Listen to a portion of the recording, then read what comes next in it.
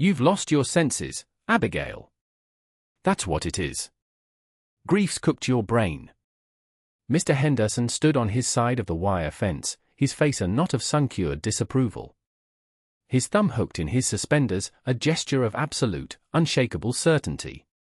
Behind Abigail Vance, the sun was a merciless hammer in the vast, bleached sky, beating down on the cracked, pale earth of her farm. In her hands were two heavy wooden buckets, sloshing with murky water and the frantic, scrabbling life within. The ditch before her, a scar left by a forgotten survey crew and now filled by a freak summer deluge 2 nights prior, was a ribbon of brown water separating her dead land from Henderson's struggling but still living pasture. "It's just water and crawfish, Mr. Henderson," she said, her voice quiet but not weak. Her arms ached from carrying the buckets all the way from Willow Creek, a 2-mile walk.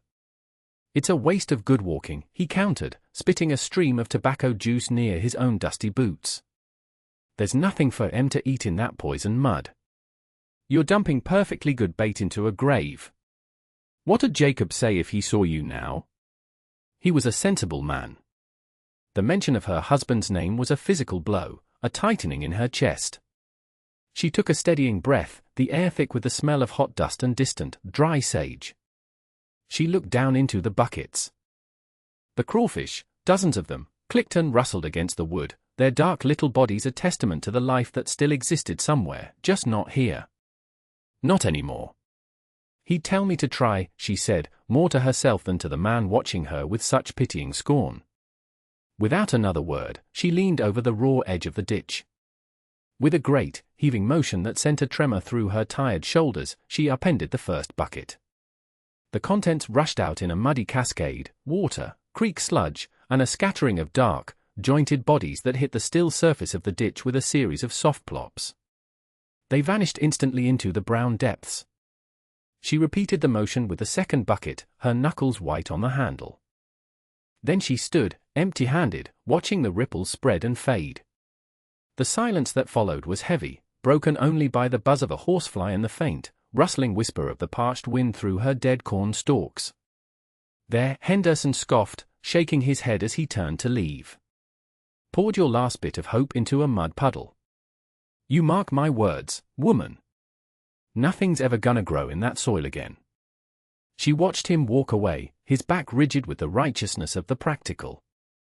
She stood there for a long time, until the sun began to dip and the shadows of the fence posts stretched like long, accusing fingers across her blighted fields. She had nothing left but a dead farm, 2 empty buckets, and a single, unproven conviction whispered to her from the pages of a worn leather journal. It was not much. 2 seasons. That's how long it had taken for the hope to bake right out of the land. When Jacob was alive, the soil had been difficult, yes, but it had been honest. It took work, more work than their neighbors put in, but it gave back. Corn stood tall by August, its tassels catching the light. The squash vine snaked through the rows, their broad leaves offering up shade to the rich, dark earth beneath. They had made a life from it. They had believed in it. Then came the fever that took Jacob in the dead of winter, swift and merciless, leaving Abigail in a world suddenly muted and vast. When spring arrived, it felt like a betrayal. The sun shone, the birds returned, but the ground under her feet seemed to be holding its breath. The first sign of trouble was the texture of it. The soil, once loamy and forgiving, began to feel tight, almost greasy, when wet, and when it dried, it hardened into a crust so unforgiving a spade could barely break it. White, chalky patches appeared, like a frost that wouldn't melt in the midday heat. The seedlings she planted sprouted pale and weak, their leaves yellowing at the edges before they had a chance to truly live. The old-timers called it sour soil.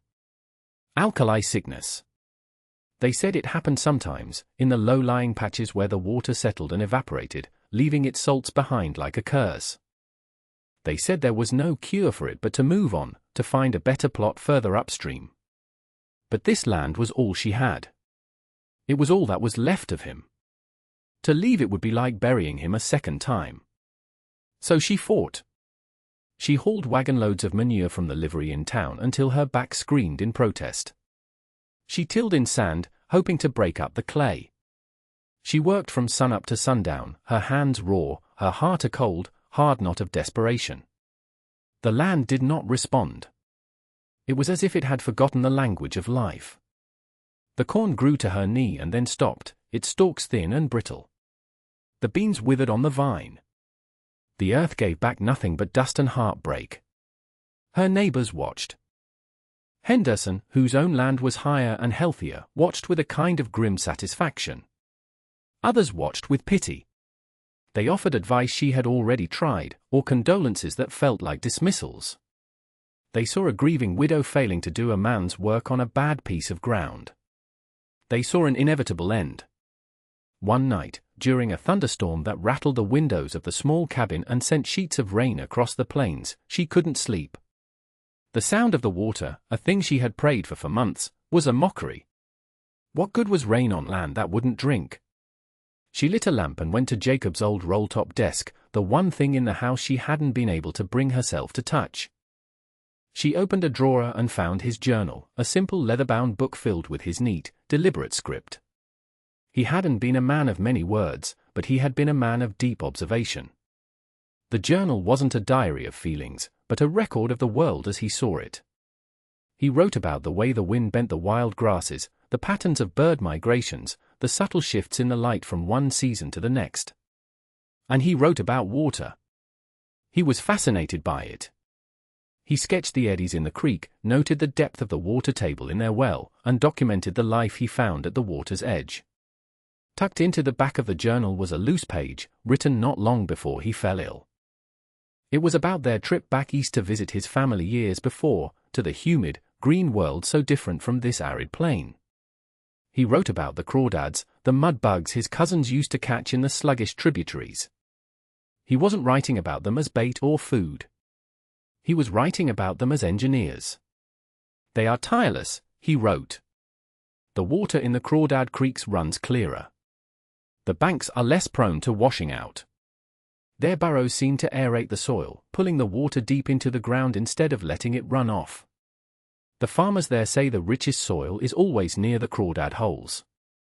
They churn the earth, bringing the dead stuff down and the good stuff up. They are janitors and plows, all at once. Abigail's heart had begun to beat faster. She read the lines again and again, the lamplight flickering across the page.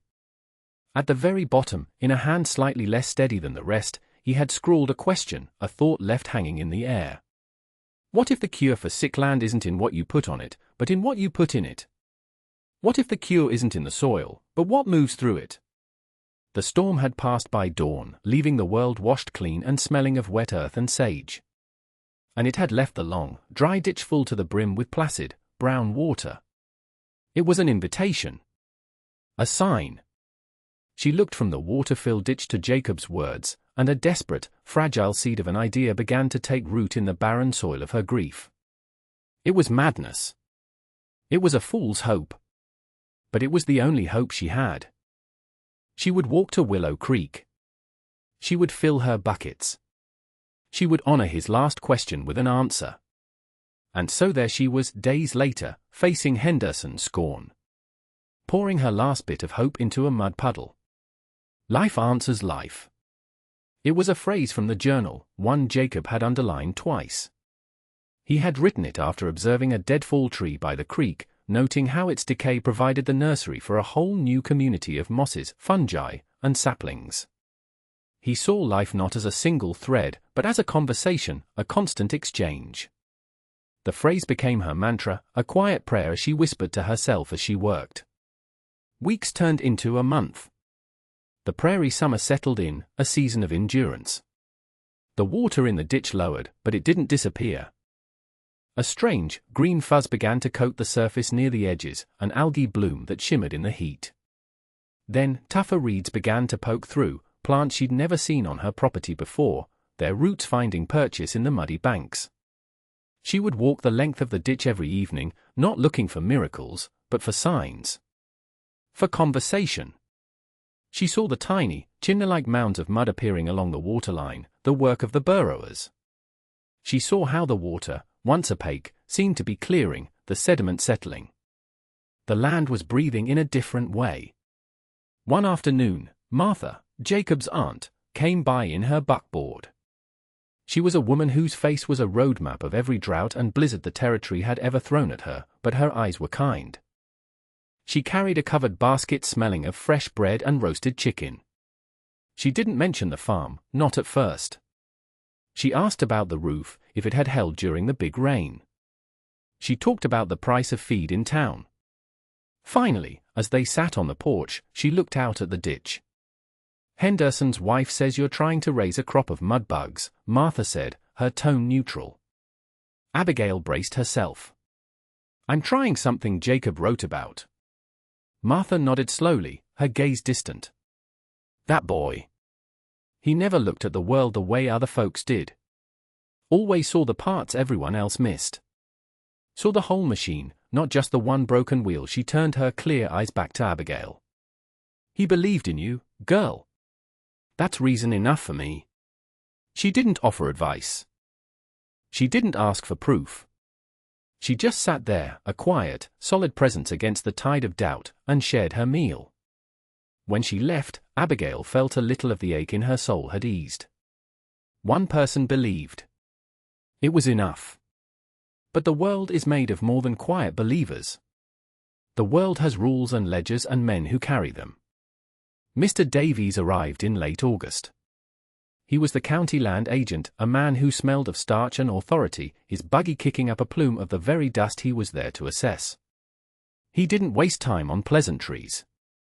"Mrs. Vance," he began, his eyes scanning the failed cornfields with a practiced air of disappointment. "I've had reports." "Reports?" Abigail asked, wiping her dusty hands on her apron. "Of unconventional farming methods," he said, his lips thin. "Of neglect. This territory was opened up for productive agriculture. The Homestead Act is clear. A claim must be improved. It must be cultivated. This," he said, gesturing to the withered stalks, "is not cultivation. It is decay. The soil is sick," she said simply. "I'm trying to heal it." He gave a short, humorless laugh. "Heal it? By infesting it with vermin? I have a responsibility to the territory. If this land isn't made productive by the spring planting, we will have to open a review of your claim. There are other families who will work the land properly, waiting for a chance." His threat hung in the hot, still air. This wasn't just about Henderson's mockery anymore. This was about her home. Her right to exist on this patch of earth. "It will be productive," she said, a new hardness in her voice. She was no longer just a grieving widow. She was a woman with a purpose, however strange it seemed. Davies looked from her determined face to the shimmering ditch and back again. He shook his head, a man confronted with a puzzle he had no interest in solving. "I certainly hope so, for your sake," he said, climbing back into his buggy. "The ledger has no column for hope, Mrs. Vance. Only for bushels per acre." He rode off, leaving her standing in the long, afternoon shadow of her cabin. The stakes had been raised. Spring. She had until spring to prove that Jacob's quiet observation was more powerful than a government ledger. She looked toward the ditch, where the reeds were now thick and green. It was a small sign, a whisper in a world that only listened to shouts. But she would listen. She would wait. What does a person do when the whole world tells them they are wrong? When the evidence of their eyes is dismissed as madness, and the wisdom they cling to is called a fool's dream? Do they surrender to the loud chorus of doubt, or do they bend closer to listen to the quiet truth only they can hear? Autumn came, painting the distant cottonwoods along the creek in strokes of brilliant yellow. The air grew crisp, and the first frosts laid a silver blanket over the dead fields. The ditch was changing. A thick mat of vegetation now lined its banks, and the water, though low, was remarkably clear. One morning, Abigail took a shovel and walked to its edge. She hesitated, then drove the blade into the bank, just above the water line. The soil that came up was nothing like the pale, compacted clay of her fields. It was dark, almost black, and damp. It clung together, rich and fragrant, smelling not of alkali dust but of life and decay and regeneration. It was riddled with the tunnels of the crawfish. It was new earth, born in the gut of a muddy ditch. She crumbled it between her fingers. It felt like a promise. All winter, she planned. She would not, could not, transform the entire farm at once. She would start with the kitchen garden, the half-acre plot closest to the cabin. It would be her proving ground.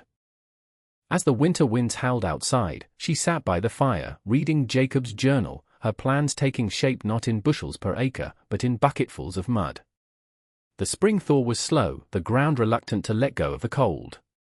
But when it finally came, Abigail was ready. Day after day, she made the trip from the ditch to the garden, hauling buckets of the dark, rich mud. Her back ached, her muscles burned. It was grueling, repetitive work. She would dig out the mud, haul it, and then work it, by hand, into the top layer of the garden's sick soil. She was a strange sight, a lone woman covered in mud, tending a field of dirt.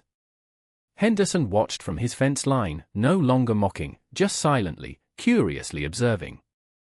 The whole valley was watching now. The story of the crawfish widow had become a piece of local folklore, a cautionary tale told with a shake of the head. She planted the same seeds as the year before: corn, beans, squash, tomatoes. She watered them from the well, her heart a tight knot of hope and fear. This was her last chance. Mr. Davies and his ledger were a constant shadow at the back of her mind. The first sprouts were tentative, pushing through the mixed soil. But they were not pale. They were a vibrant, healthy green. They did not yellow at the edges. They grew. Each day, they seemed to stand a little taller, their leaves broader, their stems thicker. The life in the ditch mud was communicating with the seeds, a language of nutrients and minerals the barren soil had long forgotten. Life answers life. By early summer, the difference was undeniable. Her garden was an oasis of defiant green in a landscape of pale brown. The cornstalks shot up, thick and robust. The bean vines climbed their poles with a relentless energy, heavy with blossoms. The change was so stark, so dramatic, it looked like a miracle. But Abigail knew it wasn't a miracle. It was a process. It was the result of observation, faith, and back-breaking work. It was the answer to Jacob's question. The arrival of Mr. Sterling was almost inevitable.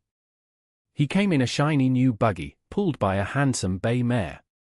He was a man who seemed entirely out of place in the dusty landscape, with his polished shoes, his crisp suit, and his smile that never quite reached his eyes. He represented a company from the East, a purveyor of modern agricultural solutions. He tipped his hat to Abigail, his eyes doing a quick, dismissive inventory of her and her small, flourishing garden. "Mrs. Vance, a pleasure. My name is Sterling. I've heard tales of your remarkable success this season." "It's been a good year," Abigail said, her hands resting on her hips. She did not trust his smile. "Good? My dear woman, it's astonishing," he said, his voice booming with false enthusiasm. "Which is why I'm here. Imagine this," he swept his arm out, indicating the vibrant garden, "but across every last acre of your property. Imagine your yields doubling, tripling." He reached into his buggy and produced a canvas bag stenciled with bold letters, "Sterling's Miracle Phosphate." "The science is undeniable," he went on, his voice dropping into a conspiratorial, salesman's tone. "A precise chemical formulation to correct the imbalances in your soil. We've had tremendous success with alkali sickness just like yours. A single application in the fall, and by next spring, this entire farm will look like your little garden patch. No more hauling mud, no more guesswork." He opened the bag, and a faint, acrid smell wafted out. He took a pinch of the grey powder and held it out for her. "This, Mrs. Vance, is the future of farming. It is progress." Abigail looked from the grey powder in his hand to the rich, dark earth at her feet. She thought of Jacob's notes, of the patient, tireless work of the crawfish, of the complex and living system in the ditch. Sterling was offering a shortcut, a shout to drown out the whisper of the land. He was selling a product. She had found a partner. "Thank you, Mr. Sterling," she said, her voice calm and clear. But I have my own methods. His smile tightened. He had not expected to be refused. Your own methods? He asked, a condescending edge to his voice. With all due respect, what you're doing is primitive. It's peasant superstition. Science has provided a better way. Maybe, she said, turning her gaze back to her thriving corn. But I think I'll stick with the superstition that works. He stared at her, his sales pitch collapsing in the face of her quiet certainty. He saw he would make no sale here. The woman was a lost cause, a relic. He let the powder trickle from his fingers, where it settled on the ground like a sterile grey dust. You're making a mistake, he said, his voice losing its charm and gaining a hard, brittle edge. You can't fight progress. This farm will fail eventually. When it does, remember my offer. He climbed back into his buggy and left, the wheels of his modern conveyance kicking up the dust of her ancient solution. Abigail watched him go, then knelt down. She scooped up a handful of her living soil, the soil she had helped create. It was warm from the sun and teeming with invisible life. It smelled of hope. She had faced the scorn of her neighbors, the threats of the bureaucracy, and the condescension of progress. She had won. The harvest that year was not a record-breaker, not by the standards of the fertile river-bottom farms to the east. But for this tired patch of alkali land, it was a triumph. She had enough to fill her root cellar, enough to sell in town for winter supplies, and enough seed to plan for the next year. She had bushels per acre. She had proof. When Mr. Davies, the land agent, returned for his inspection, he did not speak for a long time. He walked the perimeter of the garden, touching a heavy tomato on the vine, pulling back the husk on an ear of corn to reveal the full, milky kernels. He looked at the flourishing plot, then at the still barren field surrounding it, and finally at the green bank ditch. He took out his ledger, but he didn't seem to know what to write. How? He finally asked, his official tone replaced by one of genuine curiosity. Abigail didn't give him Jacob's journal. She didn't explain the science of aeration and bioturbation. She just smiled. The land was thirsty, she said. I just gave it something that knew how to dig a deeper well. He nodded, slowly, as if accepting a truth that didn't fit into any of his columns. He made a few notes in his ledger and left without another word. The review of her claim was never mentioned again. Years passed. The story of Abigail Vance and her farm changed. The Crawfish widow was no longer a cautionary tale, but a legend. A story of resilience. She never worked the whole farm again. The kitchen garden and the 2 adjacent fields were enough. She expanded her system, digging a second, smaller ditch to connect to the first, creating a slow-moving, living waterway that fed the soil around it. She rotated her crops, she listened to the land, she worked with it, not against it. The farm became a small, thriving ecosystem, a pocket of impossible green in the hardscrabble landscape. Mr. Henderson's land, which had always been better than hers, began to show the same white, chalky patches. His yields diminished. His pride kept him from speaking to her for 2 full seasons, but one evening, he appeared at her fence line, his hat in his hands. Abigail, he said, not quite meeting her eye. My corn. It's looking poorly. I was wondering if you might have any of that ditch mud to spare. She did not remind him of his scorn. She did not gloat. She simply nodded and pointed to the wheelbarrow leaning against her shed. Take what you need, she said. The ditch is generous. The legacy of Jacob Vance was not written in stone or recorded in any official history. It was written in the living soil of his farm. It was a legacy of quiet observation, of trusting the small, tireless engineers of the natural world over the loud promises of men in shiny buggies. It was a testament to a different kind of progress, not the kind that conquers, but the kind that partners. One day, a young couple in a worn-out wagon pulled up to her gate. They were new to the territory, their faces etched with the same mixture of hope and anxiety she remembered feeling so keenly. They had bought a cheap plot of land a few miles down the valley, and they were finding it impossible to work. The soil was hard, the water scarce. They had heard a story in town. A story about a woman who had brought dead land back to life. They stood before her, hesitant and unsure, the young man twisting his hat in his hands, the woman looking at Abigail's green fields with a desperate, hungry hope. The young man started, "We were told. They said you had a secret." Abigail looked at their tired, earnest faces, and saw herself from years ago. She saw the same fear, the same stubborn refusal to surrender. She led them not to the ditch, but into her cabin. She went to Jacob's old roll-top desk and took out the worn leather journal. The pages were soft with age, the ink faded but still clear. She placed it in the young woman's hands. "The secret isn't mine," Abigail said, her voice warm and steady. "It belongs to anyone willing to listen." She watched as they opened it, their heads bent together, tracing Jacob's words with their fingers. A new generation was learning the language of the land, not from a salesman or a government agent, but from the quiet observations of a man who had loved the world enough to pay attention to its smallest details. Abigail stepped out onto her porch and looked out over her fields. A gentle breeze rustled the thick leaves of the corn. The air smelled sweet and fertile. The ditch, her partner in this long and quiet struggle, shimmered in the late afternoon sun, its banks alive with the hum of insects and the rustle of reeds. It was a good life. It was enough. And the work, she knew, would continue.